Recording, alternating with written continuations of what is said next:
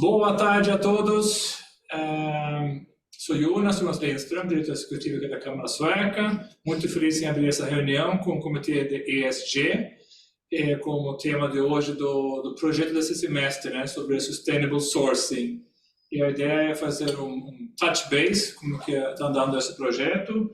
A Karen está aqui, a nossa coordenadora do comitê, que vai contar um pouquinho sobre o que ela tem feito até agora, né? E também ouvir as empresas participantes, né? Temos 3 empresas no projeto, a maioria está aqui hoje. Então a ideia é isso, realmente compartilhar o que tem sendo feito. Estamos mais ou menos no meio do projeto, né, Karen? A ideia é terminar no final de novembro, então temos ainda bastante trabalho para fazer. Mas esse bate-papo hoje vai ser muito importante para a Karen também, ouvir um pouquinho mais input de vocês, né? Também hoje convidamos pessoas do comitê que não fazem parte do projeto, mas que têm interesse do tema, né? Sustainable Sourcing, por vários motivos. E vamos abrir também para os input de vocês hoje. Quem quiser fazer perguntas ou input durante a reunião. E vamos tentar terminar até as 15 horas, né? Temos 1 hora de reunião só. Por favor, Karen, a coordenadora, a palavra é sua. Obrigada, Jonas. Obrigada a todos que estão aqui. A ideia desse encontro é não só a gente falar um pouquinho do andamento do projeto, mas também conversar com outros membros da Câmara que não estão participando especificamente da redação ou da elaboração de conteúdo para o manual, mas que podem também contribuir muito com suas questões e, enfim, dúvidas, comentários. Então, eu fiz uma pequena apresentação, também voltado para esse público que está acompanhando a gente aqui hoje. Que talvez seja algumas coisas que vocês aí das 10 empresas participantes já saibam um pouquinho, mas seria interessante colocar para eles o contexto, né? Por que a gente está trabalhando nesse sentido e o que a gente espera tirar disso daqui. Enquanto a gente tem... Acho que alguém está com o microfone ligado, eu sou avisado.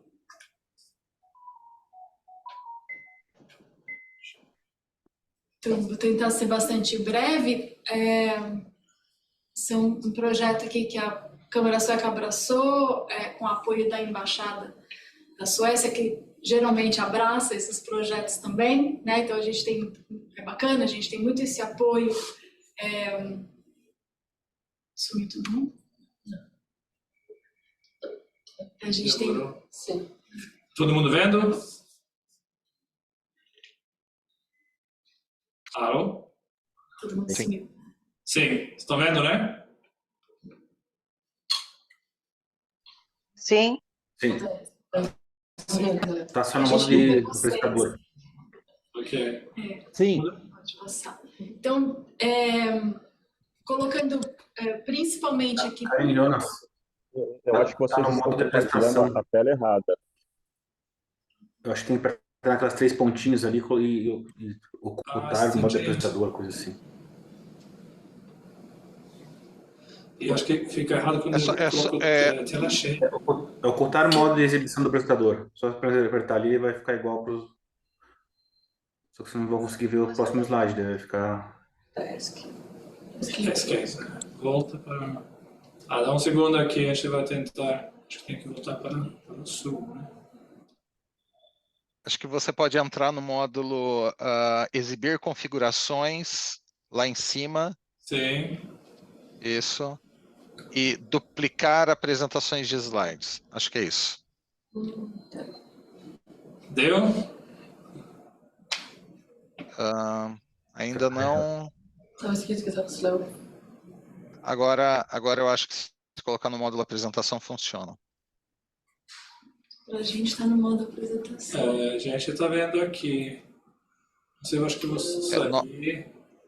É que nós estamos vendo a imagem do PowerPoint, sem o módulo apresentação. Mas então é que você está vendo também. Mas se eu fizer assim... Não. Deixa eu ver. Acho que se clicar na tacinha funciona. Lá embaixo. No modo apresentação. Exato. Do lado. Isso, esse. Isso. Eles estão vendo a tela? Eu tô vendo a tela. É agora. Acho que de novo. Agora. Isso, clica. Agora vocês estão vendo? Infelizmente não. Não, né? Mas Ainda deixa no não, não. menor. Então, você só vai Oi? passando. Deixa no modo. Exato, é. Deixa do outro. O que eu volto aqui. Eu tô vendo. Vou voltar para... Mas deixa assim mesmo, daí você vai mudando aqui. Agora dá para ver? Eu tô vendo. O slide chama contexto? Dá para ver. É, Dá então pra vamos ver. Dá para seguir. ver. Dá para seguir. Vamos seguir, desculpa, gente. Agora, bora. Então, a gente tem alguns panos de fundo, só para contextualizar o que está nos movendo. Primeiro, uma demanda ESG enorme, está batendo na porta de diversas empresas. O que está por trás disso? Uma exaustão dos recursos naturais, uma crise climática que também está batendo na porta de muita gente, ou para quem percebe, né, batendo na porta. Então, por mais que o objetivo ou essa demanda seja uma questão, vamos dizer assim, de sobrevivência de espécie humana, biodiversidade, recursos naturais, próximas gerações, no dia a dia, o que está começando a apertar é essa ameaça à estabilidade dos negócios, né, a permanência dos negócios, e a pandemia foi um exemplo de como uma coisa pequenininha e inesperada pode causar muito problema, né, no mundo corporativo. Então, como é que as empresas respondem a esses desafios? A gente veio falando de várias coisas ao longo desse ano, falamos de redução das emissões de carbono, economia circular, direitos humanos, que tudo faz parte dessa agenda ESG, e chegamos na questão da cadeia de suprimentos responsável por ser um tema que envolve efetivamente todo mundo. Independente do tamanho da empresa, independente do setor da empresa, todo mundo compra alguma coisa de alguém, um produto, um serviço, todo mundo oferece um serviço ou um produto para alguém. Então, isso começou a ser um motivador para a gente desenvolver um projeto de fato em conjunto. Pode passar. Tem mais um motivo para a escolha desse tema, é que a gente falando aqui nos bastidores, né, espero que isso deixe de ser cada vez mais isso deixe de ser bastidores, ou seja, a gente estava conversando se as questões ambientais ou, né, de responsabilidade são marketing ou são para valer. E se a gente olha na questão que é para valer, a gente percebe que existe uma pressão grande dos negócios, né? A turma começa a se mexer quando existe algum tipo de pressão. Ou uma legislação, ou uma multa que vai ser aplicada, ou um cliente que começa a exigir alguma coisa, ou uma escassez de matéria-prima, enfim. Então, o movimento a favor de cadeias mais responsáveis, ela começa realmente quando existe algum motivo que está pressionando o mundo dos negócios. E a gente percebe também que essa pressão, ela está começando a exigir das empresas uma integração muito maior com as suas cadeias produtivas. Então, existe uma necessidade de eu conhecer mais quem está lá no ponto, lá no upstream e downstream. Não tem mais, deixa de ser cada vez mais aceitável aquela frase, eu não sabia de onde vem, né? Eu não sei de onde vem, eu não sei quem está trabalhando, eu não sei, não, você deve saber, né? Então, esse aumento de expectativa por essa responsabilidade também é um grande motivador. E eu tenho aprendido bastante, acho que a gente pode mudar, conversando com essas 10 empresas participantes do projeto, e aliás, eu gostaria, não estou vendo vocês agora, mas eu gostaria muito que a minha fala fosse só uma introdução e que quem está aqui, eu sei que eu vi Tetra Pak aqui, Quanti, Alfa Laval, AAK, Electrolux, Atlas Copco, acho que Identifiquei essas. Que vocês venham ilustrar esses pontos que eu ressaltei, eu vou ressaltar a partir das nossas conversas. Então, assim, os melhores exemplos, a mão na massa, o dia a dia, de fato, está com essas empresas que estão aqui na reunião. Então, a gente teve essa ideia, nas reuniões do comitê, de criar um manual, né, um humilde handbook sobre sourcing responsável, a partir das experiências dessas empresas, porque existe muita experiência, né? Existem exemplos muito ricos de como isso pode inspirar outras organizações, e acho que mais do que inspirar é criar um ambiente favorável para que outras organizações comecem a adotar as mesmas práticas, porque vira o ser humano vai muito na onda do que o grupo maior está fazendo, né? Então, se eu quero fazer parte, se eu quero ser fornecedor para determinado cliente, ou se eu quero fazer parte, enquanto organização, de uma determinada ética e conduta, então eu vou seguir, senão cada vez mais eu vou ser deixado de fora e não vou ser bem visto com bons olhos, né? Então, eu acho que muito dessa pressão sobre a cadeia é de criar esse ambiente para identificar quem está jogando de acordo com essas novas regras e quem não. E quem não estiver jogando, possivelmente vai perder clientela ou, no mínimo, vai ser muito mal visto. Pode passar. Então, eu trouxe aqui 5 conclusões iniciais a partir do que essas empresas... eu esqueci de falar de quem tá participando, mas acho que vocês viram no slide, né? Vamos ver se eu sei de cor. Atlas Copco, Alfa Laval, Autoliv, AAK, Epiroc, ABB, Electrolux, Quant, Scania e Tetra Pak. Então, são essas empresas que estão colaborando com input para a gente redigir algumas páginas que sejam de inspiração para outras organizações, né? Então, 5 conclusões iniciais aqui dessas conversas. Primeiro, todas as empresas têm algum tipo de código de conduta para seus fornecedores, e essas regras, né, esse tipo de comportamento também é enfatizado nos contratos, né? Então, não tem como também o fornecedor dizer que não sabia. Isso é um documento, são documentos escritos. Mas a história de impulsionar práticas responsáveis não termina no Código de Conduta. Aliás, ela só começa no Código de Conduta. A partir daí, as empresas investem muito em treinamento, monitoramento e até um ajuste de conduta dos próprios fornecedores. Isso envolve também um investimento bastante grande em tecnologia. Estou vendo que aí faltou um acento, uma atenção, e aí começa a ficar muito interessante, né? Como esse diálogo com o fornecedor acaba gerando uma atenção muito grande para a extração e consumo de recursos naturais, que é um ponto que interessa muito, e como os acordos entre setores e as certificações são muito importantes para fazer com que essas práticas responsáveis avancem. Então, agora eu vou falar rapidamente um pouquinho sobre cada um desses resultados. Se alguém quiser me interromper, por favor, pode interromper, ou senão a gente pode deixar o pessoal falar no final, mas, por favor, falem, vão fazendo anotações. E a gente gostaria muito de ouvir vocês nesse sentido.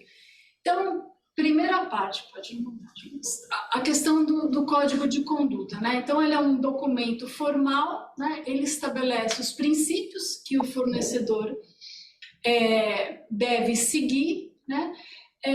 Mas o que a gente percebe é que não basta o documento, para falar assim, bom, agora você vai seguir, ponto final, e quem não seguir está fora e a história acabou, né? Por vários motivos. Primeiro, os fornecedores estão em diferentes graus de maturidade com relação à sustentabilidade, práticas de responsabilidade social, etc. Principalmente se a gente olhar para o caso do Brasil, né? Tem um leque enorme de situações. Segundo, essas empresas que são líderes, que estão puxando suas cadeias, elas têm fornecedores de diversos países, né? E os contextos são muito diferentes. As leis são diferentes, os problemas são diferentes, os riscos de sustentabilidade, os riscos ambientais são muito diferentes. E elas fazem parte de diferentes mercados, que começam a ter diferentes exigências do que é aceitável e o que não é. Então, a gente vê setores que estão mais à frente e setores que ainda estão começando a criar essas práticas de responsabilidade. Pode ser o próximo. Para fazer com que o código de conduta, enfim, né, seja efetivado ou seja seguido, aí começa uma relação muito próxima, que é a parte interessante dessas empresas líderes com seus fornecedores, né?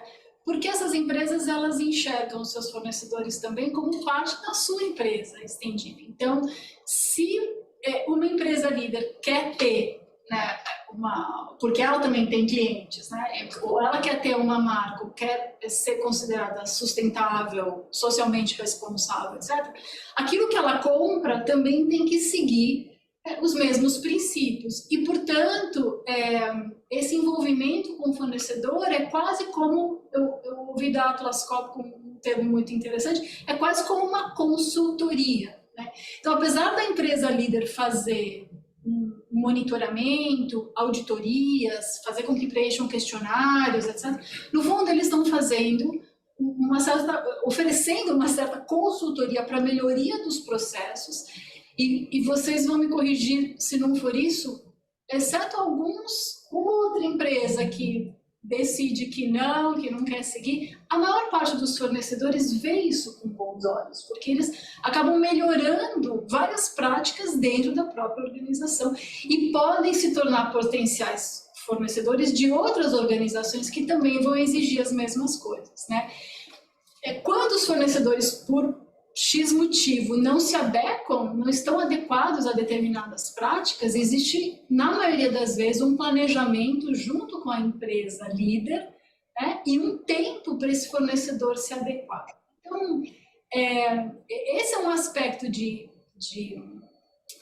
um movimento aí bilateral mesmo, né, que ajuda uma empresa, efetivamente vai ajudando a outra a elevar os seus padrões de sustentabilidade e de responsabilidade social, de transparência na gestão e assim por diante. Deixa eu passar. Um ponto que é muito, muito importante, que vocês mostraram que acaba sendo crucial, é o investimento em tecnologia, né? Porque muitas vezes os fornecedores não sabem ou não têm condições ou desconhecem, enfim, as situações são diversas, mas existe uma responsabilidade também da empresa líder de impulsionar novas práticas tecnológicas, tecnologia mais limpa, tecnologia com melhor aproveitamento de energia, né, maior eficiência energética. Então, é impossível, o que eu fui percebendo é que é impossível que a gente vá construindo uma cadeia mais sustentável se não tivesse investimento e esse push por parte das empresas clientes, né, em exigir melhores práticas tecnológicas dos seus fornecedores. A tecnologia também é muito importante para as empresas rastrearem os seus fornecedores. A Bianca pode falar do exemplo da AK, que monitora seus fornecedores de matéria-prima por imagens de satélite. Então, se houve alguma mudança no uso e ocupação do solo, a AK faz óleos vegetais. Então, se nos últimos anos houve alguma mudança no uso e ocupação do solo, o fornecedor vai ter que explicar o que foi isso, né? Qual foi o motivo disso, enfim, por que está acontecendo, justamente para garantir que não teve desmatamento, não teve grandes mudanças na biodiversidade local, para continuar sendo um fornecedor da AK. Então, a parte tecnológica ela acaba sendo fundamental para que para que o responsible sourcing continue avançando.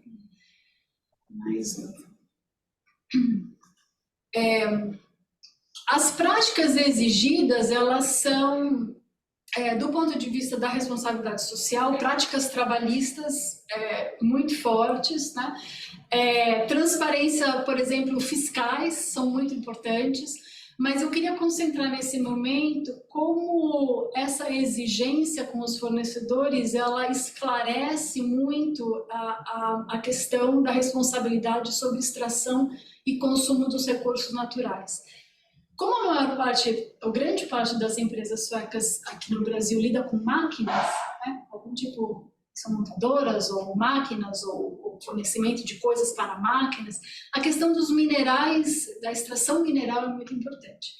E todas, sem exceção, fazem parte de acordos que não toleram a compra de minerais em áreas de conflito. Então, eu não sabia disso, eu aprendi que alguns minerais específicos vindos da República Democrática do Congo e países ao redor, as minas lá são muitas vezes financiadas por grupos armados que exploram as pessoas, etc. Então, existe um acordo internacional que proíbe várias empresas de comprarem minerais desses lugares. Por que eu acho que isso é importante? Porque acordos como esses, a partir de agora, muito provavelmente podem ser estendidos para outros tipos de recursos. Tá? O Brasil é um enorme exportador de commodities minerais. Né? Como é que os nossos minerais estão sendo extraídos? Talvez a gente não esteja numa situação tão crítica como guerra civil, etc., etc., mas as nossas condições de ilegalidade no norte do país, por exemplo, com relação à extração mineral, olha o que acontece com o ouro, por exemplo. Então, que tipo de acordos e que tipo de responsabilidade as empresas vão ter, por exemplo, com relação à extração de outros minérios, né? Seguindo a questão dos minerais de conflito como exemplo. Que tipo de acordos a gente pode ter com relação ao desmatamento? Né? Em algum momento, todas as empresas, toda a indústria depende em alguma fase da extração mineral. Qual que é a nossa dependência, então, de outros recursos naturais, por exemplo, como florestas? Não é só a produção de carne, né? Não é só a produção de óleos vegetais. Outras indústrias também têm esse papel. Então, a gente começa a revelar o que está acontecendo dentro de cada cadeia de suprimentos, né? O que antes parecia uma coisa muito mais restrita, uma obrigação muito menor das empresas saberem o que acontece em cada etapa.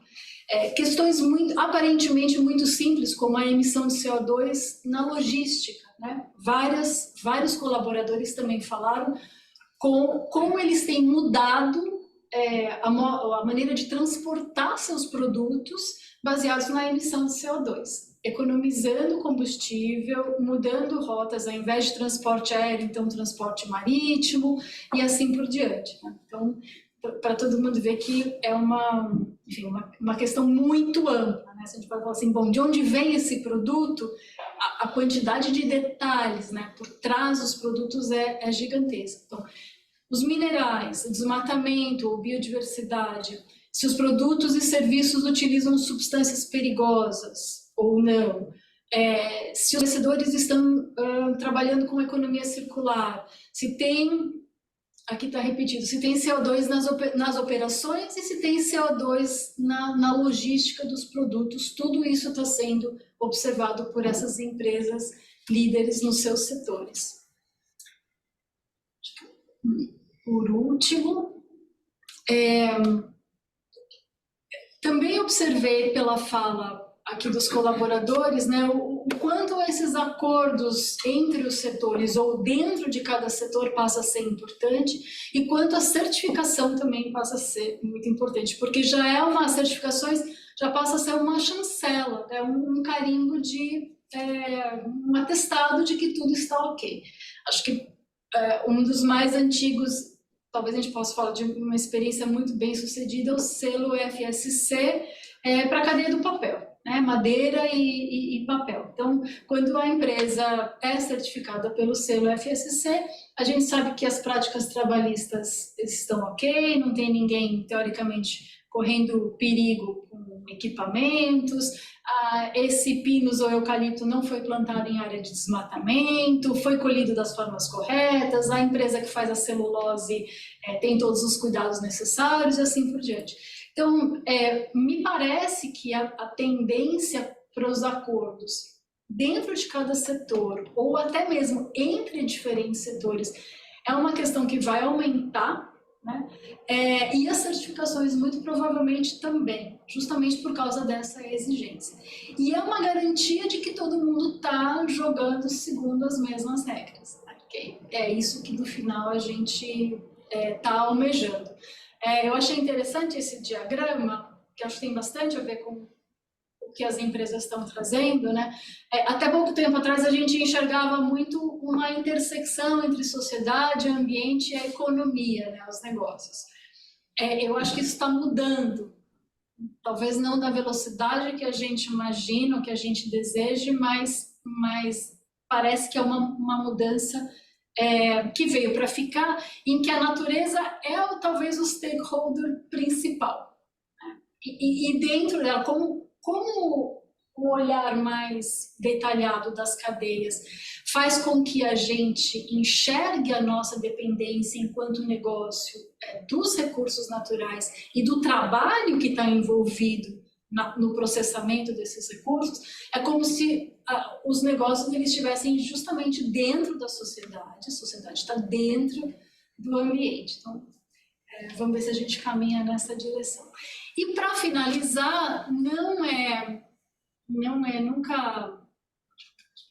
nunca é demais a gente lembrar que o objetivo ODS número 12 é consumo e produção responsável.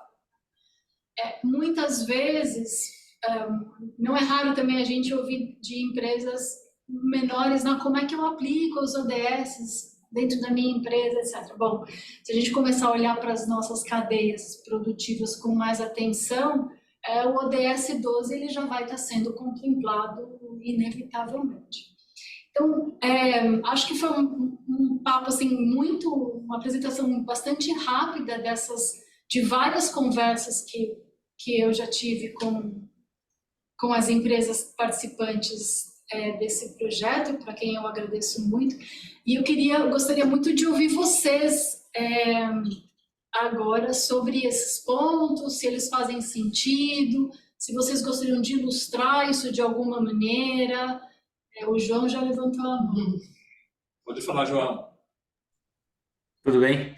Não, vamos lá. É super legal. Acho que traz um panorama super interessante de como que eu acho que as empresas vêm construindo isso mesmo, as grandes empresas vêm construindo isso. Eu queria complementar com alguns pontos que eu acho que são legais, que eu acho que são importantes. Né? Pode começar a pensar. Eu acho que quando você traz aquela questão dos códigos, eu acho que tem a importância que a maioria dos códigos dita regra mínima. Não é nem questão de a gente tá sugerindo, coisa assim. É regra mínima e tem muitas regras que são assim, se você não cumprir isso, pelo menos com o Electrolux, não entra como fornecedor. Ponto. Existem questões que a gente coloca lá que às vezes a gente pode aceitar se for um fornecedor crítico para o nosso negócio, e aí sim tem um plano de ação vinculado ao contrato. Mas a maioria dos pontos ali é regra mínima, né? Se tem mão de obra na água, o escravo não entra. Estou dando um exemplo aqui, né, extremo, mas eu acho que tem outros pontos também que a gente vai analisando e entram como regras mínimas. Um ponto que eu acho legal comentar e complementar aí é que eu acho que a gente começa a partir um pouco também, eu sei que provavelmente muitas empresas têm feito isso, que às vezes não é uma coisa tão bem estruturada na empresa, mas vem acontecendo cada vez mais, que é a cooperação técnica. A gente cada vez mais vem olhando cooperação técnica com a cadeia, né? Para conseguir evoluir no que a gente precisa evoluir. Né? A gente, por exemplo, aqui, para a gente melhorar a nossa matéria-prima que a gente usa no nosso produto, a gente precisa trabalhar com o nosso fornecedor muitas vezes, né? E a gente tem nosso time técnico trabalhando com o time técnico deles, né? Eu acho que isso, para mim, é uma evolução muito interessante do que vem acontecendo agora, e muitos pontos de sustentabilidade não vai conseguir avançar se não tiver cooperação técnica. Né? E aí, num ponto que estava mais no final da apresentação, você comentou da FSC e da gestão do CO2, Eu acho que a gestão de CO2 aqui, eu acho que a gente pode olhar até um pouquinho de uma maneira um pouco mais ampla para ela, não especificamente em logística ou operações, mas pensando até quando a gente olha as empresas hoje, boa parte das empresas que está aqui também já tem metas baseadas na ciência, que a gente olha aquelas metas 2050, ser carbono neutro, e geralmente as empresas têm 2030 carbono neutro em operações, 2050 carbono neutro na cadeia de valor. A cadeia de valor envolve fornecedores. Então a gestão do CO2 ela começa a ficar mais estruturada, né, digamos assim. A gente vem trabalhando muito com o CDP Supply para exigir que os fornecedores tragam para a gente as informações deles de emissões, né? Então eu acho que esse é um ponto interessante. Daí eu acho que dá para talvez em algum momento, cara, trazer um pouco essa questão de quais são os níveis que a gente trabalha, né? Pode ser um nível de exigência, um nível de direcionamento e engajamento, um nível de cooperação. Eu acho que esses níveis aí, eles têm diferentes estratégias. Eu acho que isso pode ser legal até para, talvez, eu costumo falar blocar, né? Colocar em blocos quais são os tipos de atuação que as empresas têm construído. E aí, depois, para finalizar, eu citaria naquele último slide o ODS 17 como um ODS muito importante dentro desse processo, que é a questão de parcerias, né?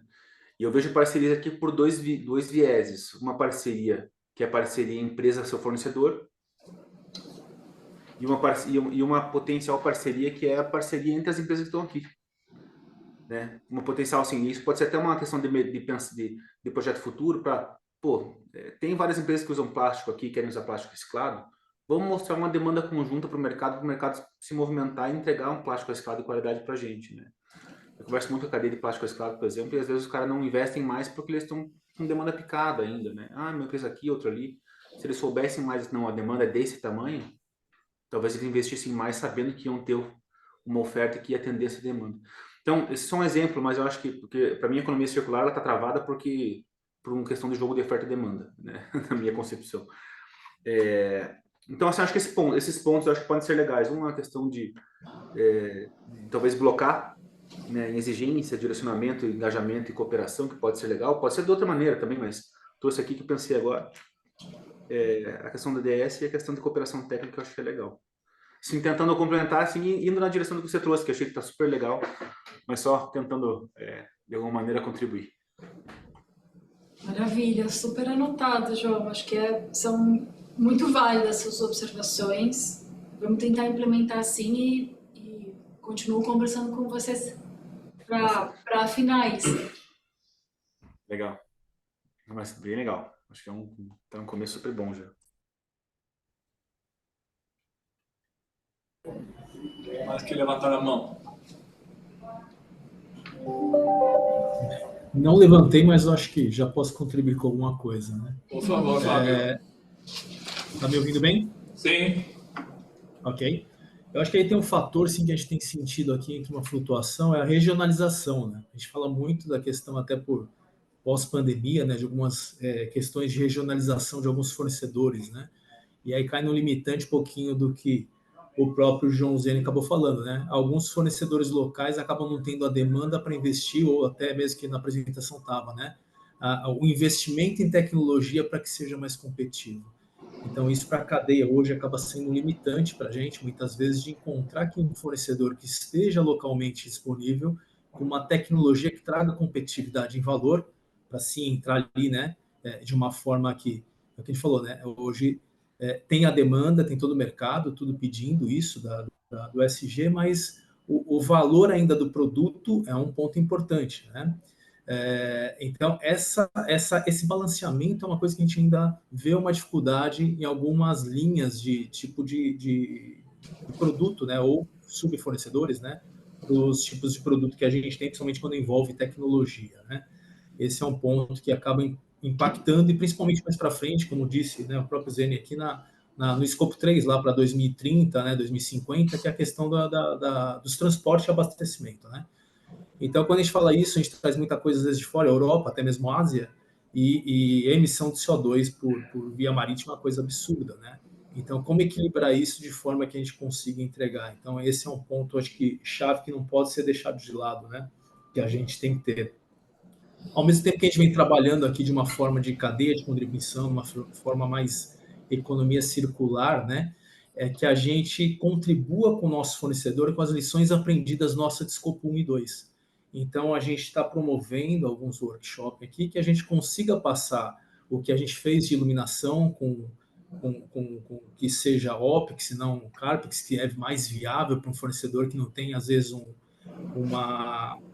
caixa para um investimento alto no sistema de iluminação, que seja um exemplo, né? Ou que não seja só a geração de energia solar, mas a geração de energia hídrica também para pequenas bombas, para quem tem muito sistema de bombeamento interno, enfim. Tem N exemplos aqui que a gente compartilha com a nossa cadeia de fornecedor para que lá na frente ele, como dentro do escopo 3, ele contribua também, né? Então, acho que esse comentário que o João fez é bem pertinente, como que a gente se ajuda aqui como parceiros, né? Dentro da Câmara Sueca, mas também dentro da cadeia para que ajude a trazer soluções baratas e viáveis para a nossa cadeia de fornecimento também local, que é uma característica que a gente tem local também. Acho que esses são os pontos principais até o momento.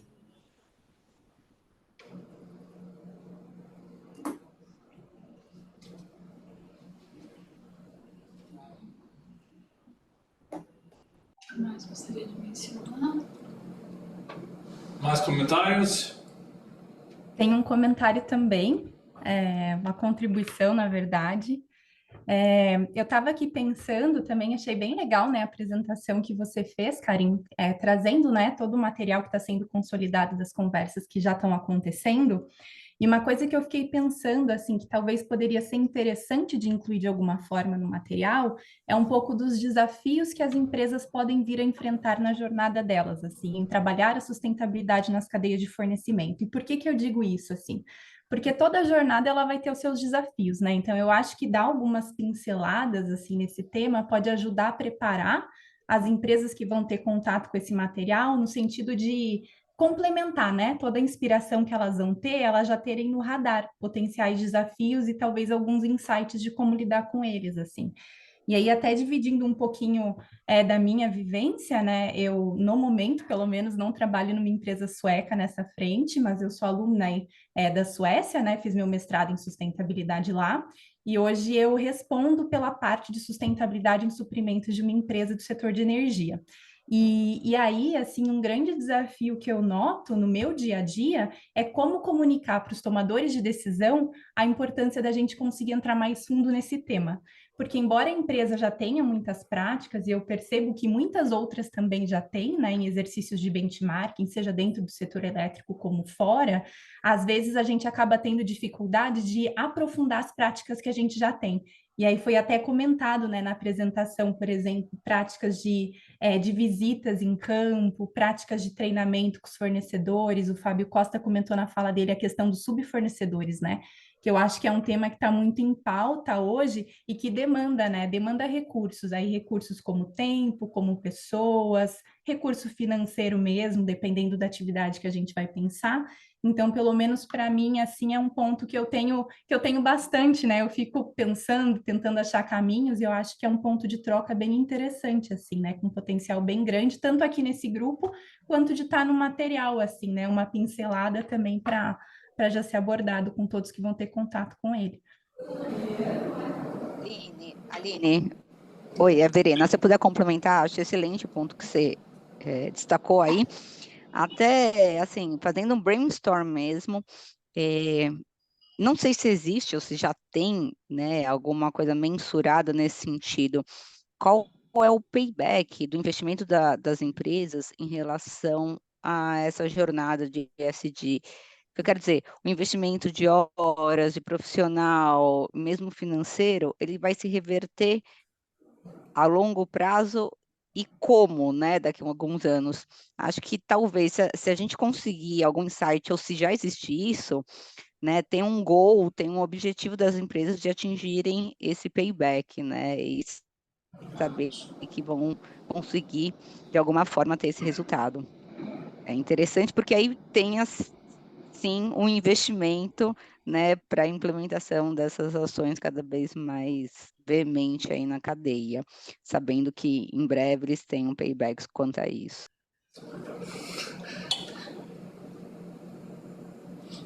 Franz quer comentar? Sim. Em primeiro lugar, se me permitem só me apresentar, meu nome é Franz Buffalo, eu sou da RACA, Análise de Gestão e Sustentabilidade, fazer um comentário, tanto em decorrência daquele feito pela Aline quanto pela Verena, que realmente existe hoje uma grande pergunta e uma grande dúvida filosófica a respeito do balanço de custo e de realmente se tomar uma decisão política a nível das empresas. Por quê? Porque a maioria, se não a totalidade das soluções técnicas ou tecnológicas dentro do corpo de sustentabilidade, elas são mais caras hoje. A gente não sabe daqui a 3, 5, 10 anos com a evolução da engenharia, mas elas são mais caras, e eu cito como exemplo, entre outros tantos, do biometano aqui no Brasil, que as alternativas de base fóssil. Então, são dois aspectos. A reboque do que a Aline falou, eu costumo citar, e estava comentando com a Karen, que eu costumo dizer, sem nenhuma presunção, que hoje a questão da sustentabilidade, ela é basicamente a parte de financiamento na ponta da linha, ou é por parte do cliente, através da transferência do custo adicional ao preço, ou é do acionista. E, portanto, eu defendo que é uma decisão política das organizações. Ela não é operacional, ela é política porque exige justamente uma visão de que a sustentabilidade é uma questão de investimento. Respondendo à Verena, talvez dando uma informação que seja do conhecimento de vocês, mas existem hoje modelações financeiras para avaliação de investimento de sustentabilidade através da SSAB. Quem não souber, eu posso veicular o site da SSAB, que é uma organização internacional. Recentemente ela foi incorporada pela IFRC, que regula e padroniza todos os relatórios financeiros ligados à sustentabilidade. Então, pode ser que lá a gente consiga, ou vocês consigam, ou nós consigamos, um meio oficial e, mais ainda, padronizado, é um standard, de avaliação de projetos e investimentos de sustentabilidade segundo os rigores financeiros. Desculpe de me alongar, cara. Perfeito.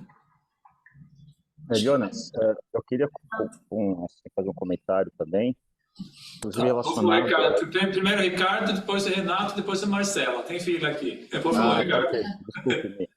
Desculpe, mas eu era o primeiro ou acabei... Pode falar, Ricardo, pode iniciar. Não, eu queria fazer um comentário sobre o que a Verena também falou, nessa questão do payback, né? Uma coisa que eu acho bacana na sustentabilidade é que requer um esforço coletivo.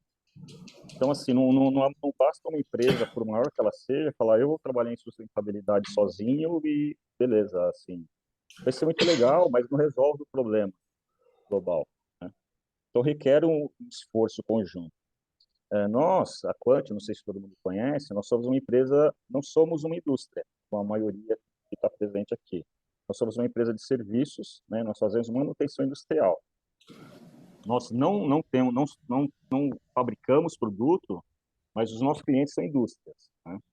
Então, assim, com relação à questão de payback, por exemplo, a gente não consegue fazer um cálculo desse tipo na nossa empresa, mas os nossos clientes estão exigindo isso. Então, assim, são vários clientes, né, que têm uma exigência forte nesse ponto, e o nosso negócio acaba dependendo disso, né? Então, independente de um cálculo de payback, se a gente não for nessa direção, a gente não tem condições, assim, o nosso cliente não aceita, Então, a diretoria da nossa empresa não tem por onde, não precisa de um cálculo para decidir realmente nessa direção. E assim, mesmo não sendo indústria, nós fazemos parte da cadeia de suprimentos. Então o cliente nos exige isso e a gente tem o nosso projeto interno também com relação à nossa cadeia de suprimentos. Porque nós compramos produtos, né, compramos, aliás, de uma diversidade bastante grande. Então, assim, esse ponto que eu queria comentar, né? Então, assim, o cálculo de payback eu acho que se aplica até, também não é fácil fazer, mas mais nas indústrias, né? Mas de uma maneira ou de outra, né, as empresas começam a entender que não tem outro caminho, né? Por questões de mercado mesmo, o mercado começa a exigir. Era esse o meu comentário. Perfeito, Ricardo. Mas ainda é intangível, né? Mas ainda continua intangível, incrível. É intangível, mas assim, a diretoria não tem dúvida, entendeu? Porque os clientes falam, puxa, eu não consigo trabalhar com esse cliente se eu não for nessa direção, e um cliente importante. Então, assim, a decisão acaba sendo fácil.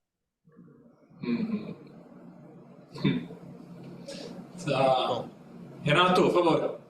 Meu comentário vai um pouco na linha do que o Ricardo falou, né? Hoje em dia, eu acho que existem projetos que você consegue juntar o útil ao agradável e que tem algum tipo de payback, por exemplo, a eficiência energética, né? Então, você consegue fazer as duas coisas. Você consegue economizar, você tem um ganho financeiro e, ao mesmo tempo, você tem uma pegada aí de carbono um pouquinho mais leve no ambiente. Então, são raros os casos como esse, mas eu concordo com ele que é um esforço coletivo. E quando a gente fala de coletivo, envolve muitas vezes regulamentações, né? Então, a gente tem um projeto de lei no Brasil atualmente falando de mercado de carbono regulado, e isso poderia começar a colocar um valor no carbono emitido. Aí você começa a fazer algumas contas que já começa a ser interessante você reduzir emissões, por exemplo, quando a gente fala aqui do E, né? do meio ambiente, aqui do ESG. Então é importante esse pensamento coletivo, sociedade, governo, né? A gente vê também alguns subsídios para alguns tipos de produtos, como a gente já teve com a energia eólica. A gente fala muito agora de hidrogênio verde, tem um programa sendo pensado no assunto. Então, é um esforço coletivo e concordo um pouco com o Ricardo que hoje assim, é difícil a gente ter um premium, né, para um produto verde ou um produto assim. Então,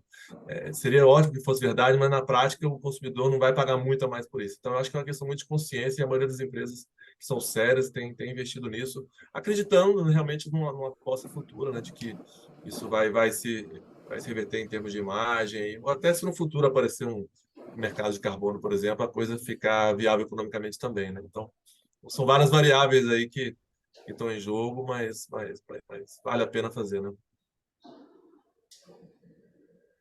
Então, Marcela? Olá, pessoal, tudo bem? Vocês me ouvem bem? Sim. Eu queria fazer um complemento aqui sobre as metodologias, né, que foi mencionado aí da SASB. Temos também a TCFD, né, que é uma metodologia ESG baseada em riscos associados à mudança climática, né, para reportes financeiros. E assim, existe uma gama de metodologias que podem dar para a empresa, né, para a organização, ferramentas para você avaliar o quanto você pode ter de retorno financeiro e o quanto que aquela medida pode também ser uma despesa que não vai te retornar, né? Então, nós temos também, em relação a medidas de descarbonização, a curva MAC, por exemplo, que a empresa plota, né? Medidas de descarbonização que pode ter um retorno financeiro ou aquelas que não, né? Vai ter a descarbonização, mas não vai ter o retorno financeiro. Então, ter pessoas especializadas, ou a empresa, né, a organização, contratar uma consultoria que saiba fazer isso é essencial, porque as empresas que começam a mapear isso ficam surpresas de tanto de risco que não estava sendo endereçado antes dela, né, saber daquilo. Então, estava lá os riscos, né, a ponto de explodir a qualquer momento, né, porque o ESG também é uma proteção da marca da empresa. E quando a empresa começa a mapear, ela vê que, nossa, realmente vamos endereçar esse risco que efeitos de mudanças climáticas podem ser super vulneráveis ao meu modelo de negócio. Enfim. Tudo começa no mapeamento, né? No mapeamento da materialidade também.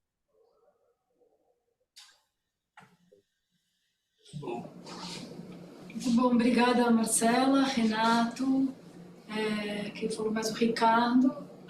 Também eu arriscaria dizer claro que trabalhar com esses fatores ESG acaba diminuindo o risco do negócio no médio e longo prazo, né? É o que a gente vem tentando mostrar. Mas eu arriscaria dizer que um payback assim bastante claro, como talvez a Verena saiu, como se gostaria, eu acho que seria quase impossível da gente ter nesse momento, por 2 motivos. Primeiro, como as indústrias e as empresas vêm trabalhando, isso tem 200 anos. Então, a gente está brigando nos últimos 20 anos contra 200 anos de uma metodologia X, combustíveis fósseis. Então, é óbvio que vai ser mais barato e óbvio que vai sair na frente, né? Então, a gente ainda está no começo disso. O segundo fator é que os custos, a métrica convencional desse sistema é a métrica financeira, é ela que vale. E a gente está agora começando a implementar outras métricas e tentando fazer com que essas outras métricas também sejam seguidas. Então, então não é só o custo. Então, condições de trabalho, tipo de matéria-prima, enfim, são esses outros valores que começam a ser inseridos. Se a gente continuar lutando só contra a métrica financeira, vai perder sempre. Não tem como. Acontece que qual que é o pulo do gato aqui?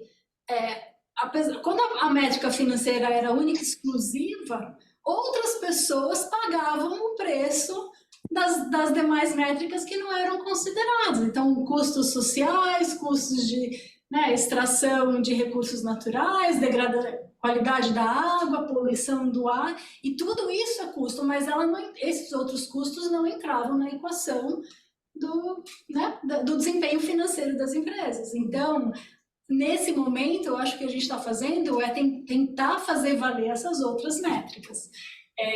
Mas, se a gente falar no curto prazo, médio prazo, que vai ter um retorno financeiro incrível, não vai ter. Arriscaria dizer que não vai ter. Acho que é bom. No curto prazo? Acho que não, Jonas. Acho que não. Não, é muito mais uma questão de mentalidade e da gente definir. Por isso que a cooperação é tão interessante e tão importante, né? Porque se as empresas começam, ou se os setores começam a jogar de acordo com a mesma regra do jogo, quem está no modelo antigo é o excluído, né? É o que não vai fazer negócios, é o que não embarca nessa mesma filosofia. Agora, se a minoria... vou falar aqui do setor que eu tenho próximo, aqui no setor têxtil brasileiro, que eu tenho muito contato. Ainda muita perfumaria e tal, porque as regras do jogo ainda não estão definidas assim. Então, quem é que vai sair na frente e gastar mais, investir mais? Agora, sei lá, tem alguns visionários, né? A Santista já está fazendo jeans, usando muito menos água, não sei o que. Qual que é a aposta da Santista?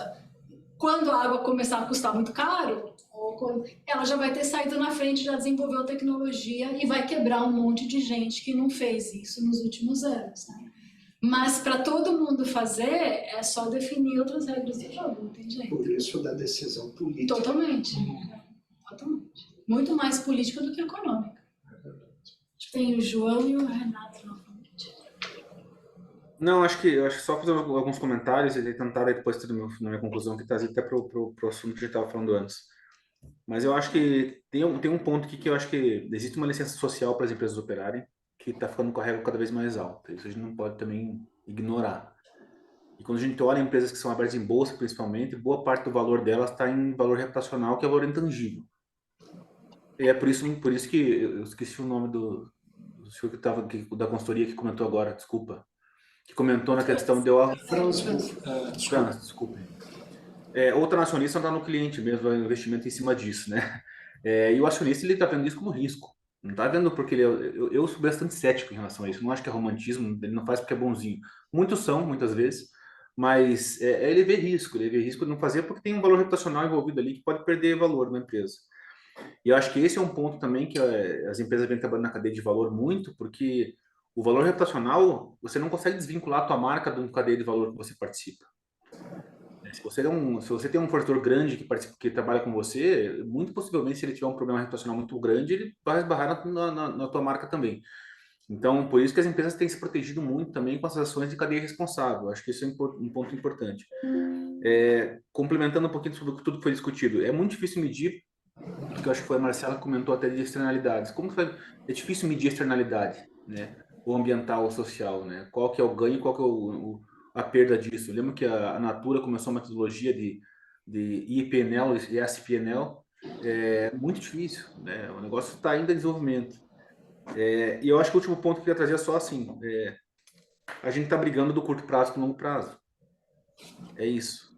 Né? As empresas que estão trabalhando hoje com sustentabilidade, se preparando para isso, ela está olhando para uma sustentabilidade também financeira dela no longo prazo. Não é só uma questão de sustentabilidade ambiental, social, como a gente fala, mas é financeira no longo prazo. Ela está se preparando para um mundo que está vindo, que eu arrisco dizer que legalmente vai ser muito mais restrito do que hoje. Né? A gente vê o que está acontecendo na Europa, em questão de legislação. Isso vira tendência, alguns estados da América do Norte já estão puxando também, a Austrália está puxando também algumas coisas em relação a plásticos. Isso vai vir para cá, vai vir para todos os países, em algum momento ou outro isso vai acontecer. E a legislação depois vira uma régua para todo mundo. Né? Então, quem se prepara antes está reduzindo o risco. Eu acho que só trazer isso, mas daí eu acho que só para finalizar essa questão do cadeia de valor, eu acho que todos esses pontos, para mim, eles voltam de volta que eu não consigo reduzir meu risco sem estar minha cadeia de valor envolvida, porque muitas vezes eu dependo dela, tem uma dependência, uma interdependência, e se ela não fizer da maneira correta, eu corro um risco também reputacional. Né? Então, acho que esses dois pontos são pontos bastante relevantes para uma preparação de longo prazo para as empresas trabalharem com o tema de sustentabilidade. Por isso que, para mim, até foi um ponto que a gente conversou há bastante tempo, né, Carinha? Trabalhar a questão de cadeia de valor e o responsible source para a gente é bastante importante. Né?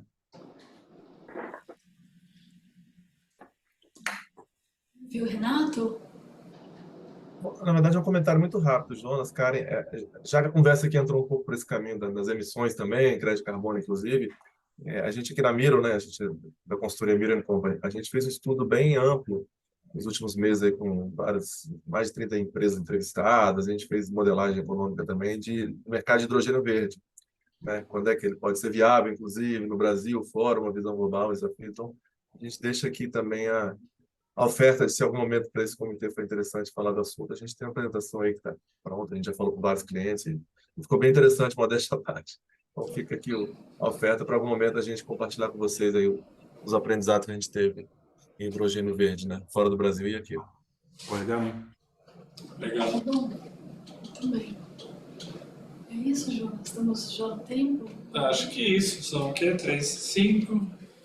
perfeito. Muitos comentários sobre o próprio manual, para o que serve, né? Isso é a ideia, de ajudar a evitar erros dos outros. Né? Você tem um escrito em algum lugar, isso é o nosso propósito, né? Que realmente, se a gente consegue criar um manual que algumas dicas realmente são bem factíveis para algumas empresas, o trabalho já está bem feito. Esse seria a nossa ROI do projeto, né? Return on Investment, realmente. E essa é a ideia, né? Do manual, do handbook que a gente está fazendo.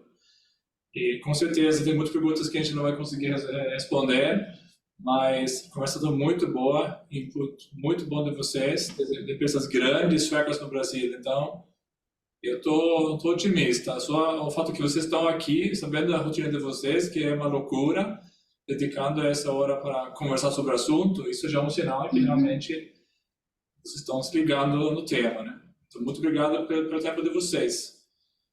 Karen, quer fechar? Mais nos comentários? Também gostaria de agradecer. Acho que eu gosto muito quando as conversas vão aí para esse lado mais polêmico, porque eu acho que aí a gente está chegando, né, no crux of the matter mesmo, porque se a gente ficar só na coisa bonita, tal, vamos abraçar as árvores, etc., a gente não chega a lugar nenhum. Então, eu acho que é fundamental a gente ter esse espaço para falar nesse sentido, né? Como é que a gente convence aí a alta direção de tem que aprofundar em algumas questões, como é que a gente mensura as coisas para mostrar resultado. Eu acho que essas podem ser aqui a nossa contribuição. Eu mandei para a maioria, eu estou em falta com o Ricardo, da Quant, tem mais uma empresa que também, e com a Epiroc, mas não está aqui. Ricardo, eu prometo mandar o texto essa semana. Mas eu já mandei um rascunho de texto para a maioria, que eu vou pedir gentilmente para vocês avaliarem o mais breve possível.